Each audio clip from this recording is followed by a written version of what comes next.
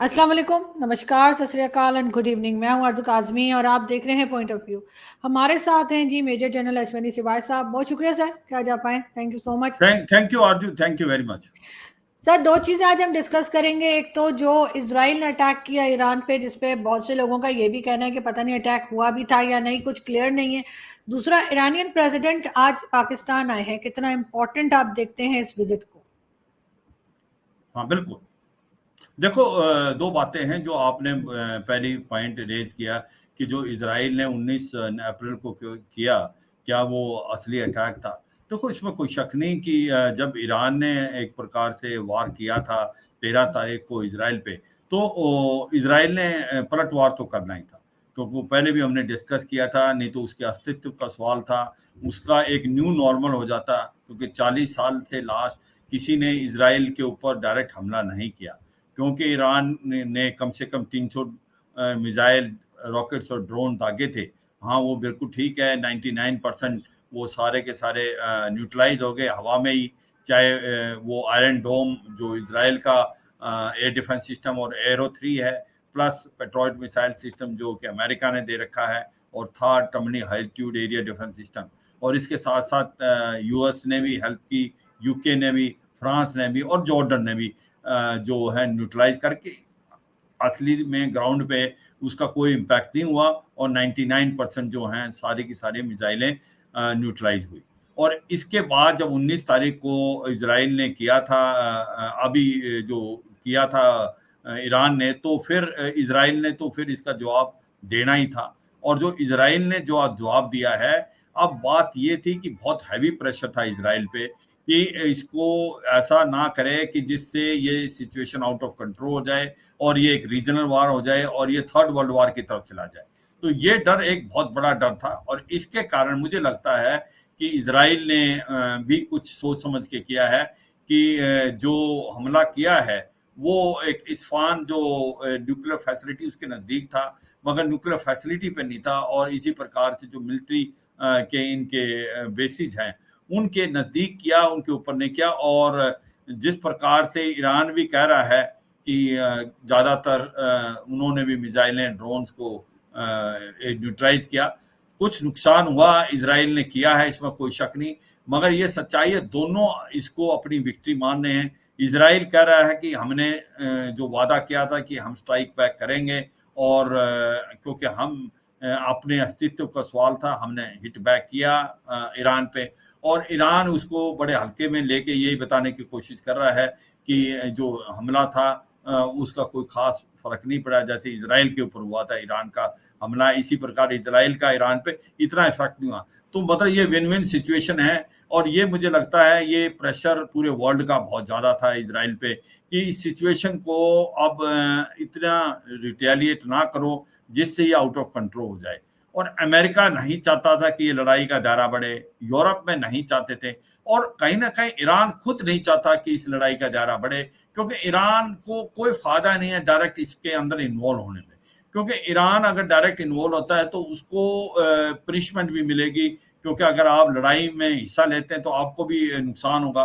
पहले ही बहुत ज़्यादा इकोनॉमिक सैंक्शन लगे हुए ईरान को। जब वो काम अपने प्रॉक्सी से करा पा रहा है, चाहे वो हमास हो या हिजबुल्लाह हो लेबनान से, या होती रेबल हो यमन से, तो फिर वो क्यों डायरेक्टली इन्वॉल्व होने की कोशिश करेगा, और उससे उसको भी एक प्रकार से नुकसान होगा, चाहे उसको माली नुकसान हो या उसको कोई इकोनॉमिक सैंक्शन। तो मुझे लगता है कि ये एक विन विन सिचुएशन होगी दोनों के लिए। दोनों क्लेम कर रहे हैं कि ये है, मगर ये सच्चाई है, इजराइल ने ईरान पे हमला किया था, इसमें कोई शक नहीं। पर इस सोच समझ के साथ किया था कि इस सिचुएशन को एक प्रकार ज़्यादा आउट ऑफ कंट्रोल नहीं लिया जाए।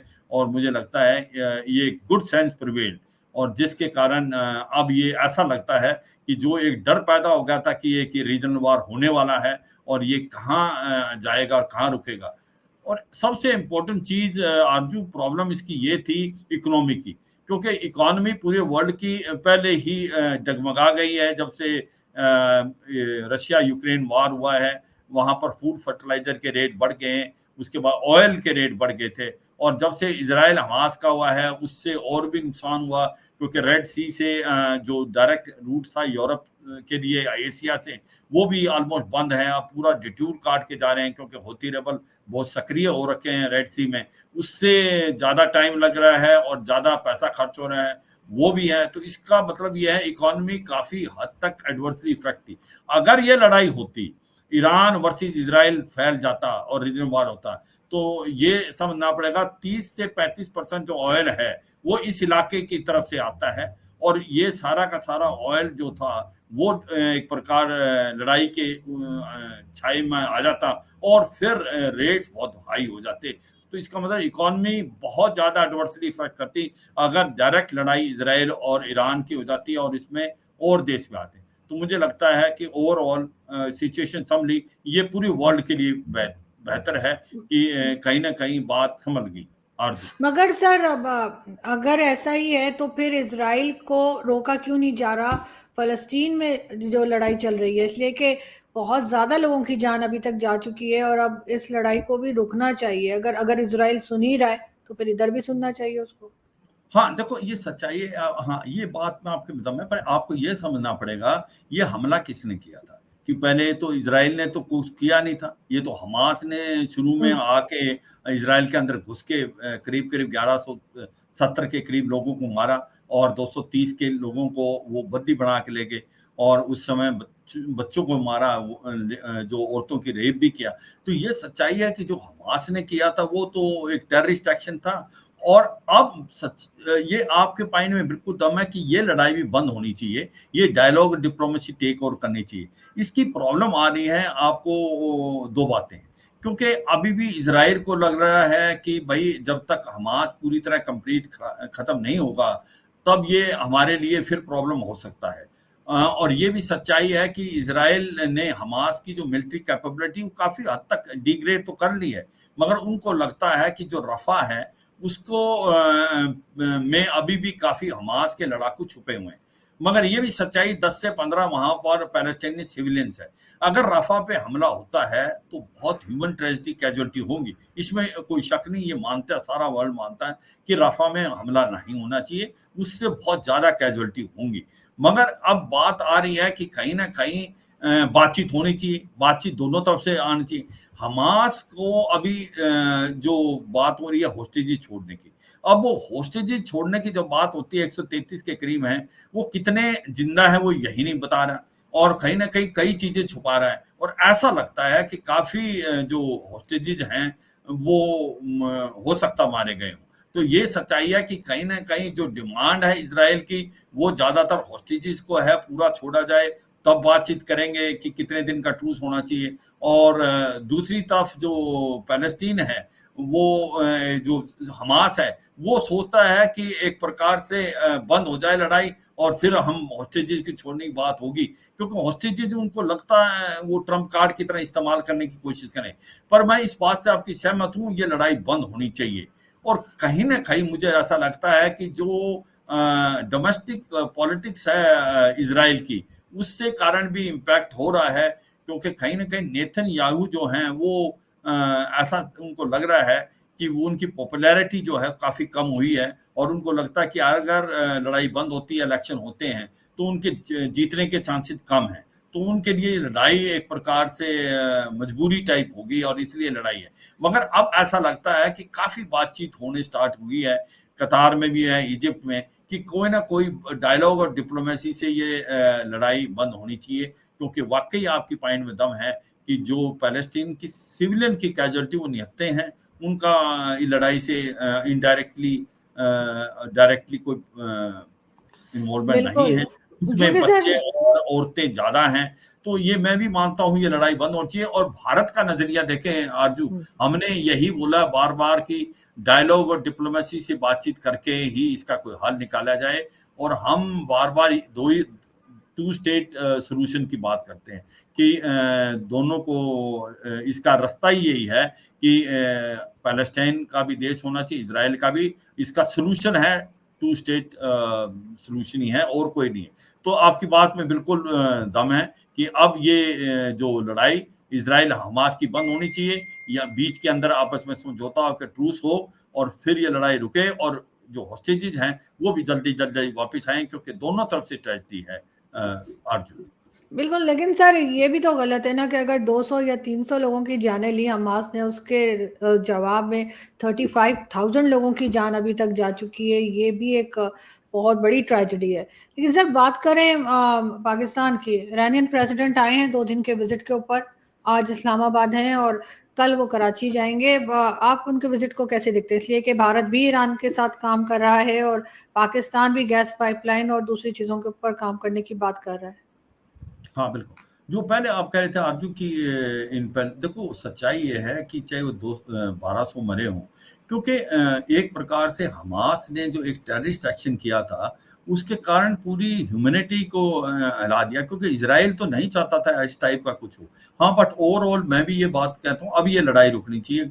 ये लड़ाई जो है उस लेवल पे पहुँच गई है कि एक ह्यूमन ट्रेजेडी हो रही है और इसका कोई ना कोई हल निकलना चाहिए डायरेक्ट डिप्लोमेसी। अब बात आती है जो कि ईरान के जो प्रेसिडेंट हैं इब्राहिम रईसी, वो पाकिस्तान का टूर कर रहे हैं और अभी फिलहाल पाकिस्तान और ईरान के भी रिलेशन काफ़ी खटास में थे, इसमें कोई शक नहीं। और पिछली हम जब डिस्कशन करें तो आपने ये भी बड़ा इम्पोर्टेंट क्वेश्चन पूछा था कि कल को अमेरिका क्या पाकिस्तान की बेसिस को इस्तेमाल कर सकता है ईरान के अगेंस्ट। तो उसी समय मैं बताया था कि वो मुझे लगता है चांसेस कम है, मगर अमेरिका और पाकिस्तान के रिलेशन हरदम अच्छे रहे हैं। और अमेरिका जब से रशियन आए थे अफगानिस्तान में, उस समय मुजाहिदीन हुए थे और जो बेसिस दी थी पाकिस्तान की, उसका इस्तेमाल किया। अगर आप ये भी देखें, अभी ओस्मा बिन लैडन के मारने के बाद इब्राहिम ये जो अलकायदा का के जो लीडर थे उसको मारा गया था, उसकी जो बेसिस थी वो ड्रोन जो थे वो भी पाकिस्तान से ही उड़े थे। तो इसमें अल जवाहिरी को जब मारा गया तो वहीं, तो ये सच्चाई है कि अमेरिका के लिए पाकिस्तान काफ़ी इम्पोर्टेंट रहा है। अब बात आती है कि ईरान को लेके, ईरान की जो अभी प्रेसिडेंट की विजिट है इब्राहिम रईसी की, काफ़ी इम्पोर्टेंट होगी पाकिस्तान के मध्य पॉइंट से, क्योंकि वो जो ईरान और पाकिस्तान की जो गैस पाइपलाइन है उसके ऊपर बातचीत होगी। और ये तो सच्चाई है कि कहीं ना कहीं पहले इनके रिलेशन में भी खटास आई थी, तो बातचीत होने से थोड़ा फर्क पड़ेगा। और ये सच्चाई है कि ईरान तभी इस गैस पाइप को आगे निकालेगा जब वो देखेगा कि वाइबल है और उसको भी फायदा होगा। ये सच्चाई, पहले इसके अंदर भारत भी शामिल था मगर अब भारत शामिल नहीं है। पर जब भारत और ईरान के रिलेशन की बात आती है, इसमें कोई शक नहीं, भारत और ईरान की जो रिलेशनशिप हैं वो काफी नजदीक रहे हैं लास्ट 10-15 साल में, जब से हमने चाबार पोर्ट पे काम करना स्टार्ट किया है। क्योंकि चाबार पोर्ट एक बहुत इंपॉर्टेंट है, वो एक रूट लेता है पाकिस्तान को बाईपास करते हुए ईरान से अफगानिस्तान, फिर central Asian state Kazakhstan, Tajikistan, Turkmenistan, Uzbekistan, और उसको फिर वो नॉर्थ साउथ ट्रांसपोर्ट कॉरिडोर से जोड़ता है जो कि ईस्ट यूरोप और रूस को जोड़ता है। तो वो जो है एक बहुत ही इंपॉर्टेंट ट्रेड रूट बन गया है और इसीलिए भारत और ईरान के लिए चाबार पोर्ट बड़ा इंपॉर्टेंट है। और ये भी मैं बताना चाहूंगा अपने दर्शकों को, जब 2015 में JCPO joint comprehensive plan of action, जो कि एक न्यूक्लियर डील जिसको बोला जाता है, जब डोनाल्ड ट्रंप बाहर निकले थे इससे, तो उस समय यही इंपॉर्टेंट पॉइंट था कि अभी इकोनॉमिक सैंक्शन लगा दी थी। भारत 28% ऑयल अब ईरान से लेता था, मगर क्योंकि काटसा लगा दिया था countering America's adversaries through sanction act, उसके तहत हमें 0% उससे ऑयल लेना, हमने बंद कर दिया था ऑयल लेना। मगर हमने यही कहा था कि चाबार पोर्ट पे कोई इकोनॉमिक सैंक्शन नहीं लगनी चाहिए, क्योंकि ये बहुत जरूरी है पूरे रीजन के लिए, अमेरिका का भी फायदा है क्योंकि ये सेंट्रल एशियन स्टेट और नॉर्थ साउथ ट्रांसपोर्ट कॉरिडोर को जोड़ता है। तो अमेरिका इस चीज से माना था, तो इसलिए भारत और ईरान के रिलेशन में तो कोई एक प्रकार शक नहीं कि बहुत इंपॉर्टेंट है भारत के लिए। इसीलिए जब भारत को लग रहा था कि ईरान और इजराइल में लड़ाई के चांसेस बढ़ते जा रहे थे, तो भारत बिल्कुल नहीं चाहता था, क्योंकि भारत के रिलेशन ईरान से भी बहुत अच्छे हैं, भारत के रिलेशन इजराइल से भी बहुत अच्छे हैं, क्योंकि हमारे मिलिट्री हार्डवेयर हम लेते हैं 15 से 18%, और आईटी है, उसके बाद फार्मास्यूटिकल है, उसके बाद एग्रीकल्चर साइंस, हमारे रिलेशन। अगर लड़ाई होती तो बड़ा नुकसान होता, ऑयल गैस उसके रेट बढ़ते, सारी जगह इकोनॉमी डगमगाती। और सबसे इम्पोर्टेंट चीज है कि ये जो इंडिया मिडिल ईस्ट और यूरोप इकोनॉमिक कॉरिडोर है उस पर भी डिले हो सकता था। तो ये सच्चाई है कि ये लड़ाई नहीं फैलेगी तो फायदा ही है। तो ये सच्चाई आज की तारीख में ईरान और पाकिस्तान की गैस पाइपलाइन के ऊपर बातचीत होगी। कहीं ना कहीं मुझे लगता है ये भी बातचीत होगी, दो सुन्नी मिलिटेंट हैं, अदल अल जहारी, जो कि ऑपरेट कर रहे हैं पाकिस्तान की तरफ से ईरान में, उसके ऊपर भी कहीं ना कहीं ईरान बताएगा। और इसी प्रकार से पाकिस्तान की जो कंसर्न है कि जो उनको नुकसान हो रहा है ईरान की तरफ से, वो भी बातचीत मुझे लगता होगी उनकी। तो ओवरऑल जब दो देशों के बारे में बातचीत होती है तो वो दोनों अपना अपना इंटरेस्ट देखते हैं, मगर ये सच्चाई है दोनों देखेंगे कि किस प्रकार से उनके रिलेशनशिप में जो खटास आ गई थी वो दूर हो सकती है। आरजू। बिल्कुल, लेकिन सर सैंक्शंस हैं ईरान पर इस वक्त भी काफ़ी, और हमारे यहाँ ये भी सुनने में आता है पाकिस्तान में कि भारत भी कोशिश कर रहा है कि वो सैंक्शंस हट जाए। कोई चांसेस लग रहे हैं आपको कि फ्यूचर में जो है वो ये सैंक्शंस हटा ली जाएंगी और ईरान भी बाकी कंट्रीज की तरह जो है वो ऑयल हो या कोई भी चीज़ हो अपनी आराम से उसको सेल कर सकेगा, और इसका इम्पैक्ट जो है वो गल्फ कंट्रीज पे क्या पड़ेगा? हाँ, बिल्कुल, देखो सच्चाई है कि ईरान के ऊपर सैंक्शन बहुत लगे हैं। और ये भी सच्चाई है कि सैंक्शनों का इम्पैक्ट वैसे हुआ काफ़ी कम ही है, क्योंकि सबसे ज़्यादा सैंक्शन लगी है रूस पे, नॉर्थ कोरिया पे भी और ईरान पे भी। मगर रूस को 2 चीज़ें हैं, जहाँ रूस को इम्पैक्ट नहीं हुआ, क्योंकि वहाँ पर अगर आपके पास एनर्जी सेक्टर है, गैस, ऑयल है और आपके पास फूड ग्रेन्स है, तो आपका उसका इम्पैक्ट कम हो जाता है। फूड ग्रेन में भी रशिया की सिचुएशन अच्छी है और ऑयल, मगर वहाँ सिचुएशन जो सुधारी है वो भारत ने और चीन ने, क्योंकि वहाँ से हम डिस्काउंटेड रेट पे ऑयल ले रहे हैं, तो इसलिए रूस को इसका इम्पैक्ट लगा नहीं।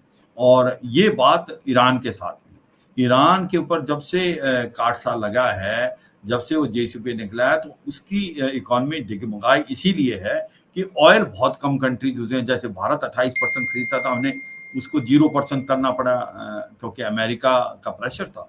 और अमेरिका प्रेशर चाहे कहो ना कहो, सबको सुनना पड़ता है।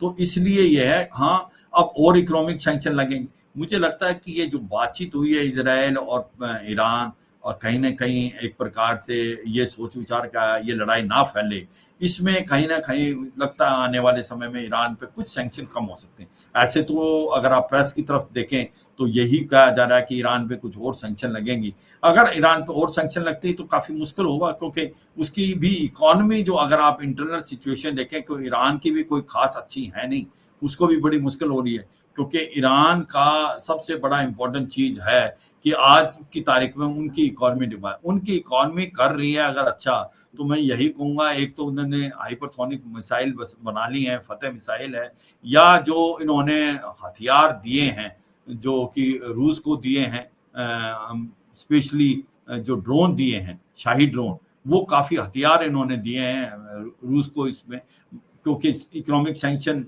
दोनों तरफ लगी हुई थी। मगर ये सच्चाई है कि इकोनॉमिक सैंक्शन से ईरान की इकोनॉमी पे बहुत इफेक्ट है। क्या ये सैंक्शन आने वाले समय में हटेंगे, ये तो समय ही बताएगा, क्योंकि दोनों पहलू हैं। कि अभी ये भी सुनने में आया था यूरोप जो हैं वो ज़्यादा सैंक्शन लगाएंगे, मगर ये भी बात है जो कि बैक चैनल डिप्लोमेसी से बातचीत हुई है, कहीं ना कहीं बातचीत बनी है और दोनों ने ही एक प्रकार रिस्ट्रेंट दिखाया है। उसका क्या इम्पैक्ट होगा वो तो आने वाला समय ही बताएगा। आरजू।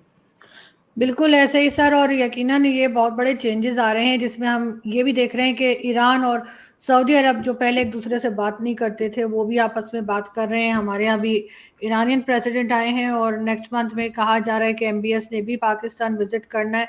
तो बहुत से ऐसे इवेंट्स आ रहे हैं सर जिसमें यकीनन हम चाहेंगे कि आपसे बात हो और उसके ऊपर हम डिस्कस करें कि क्या कुछ चेंज आ रहा है इस रीजन में, स्पेशली हिंदुस्तान, पाकिस्तान और सब जगह पर।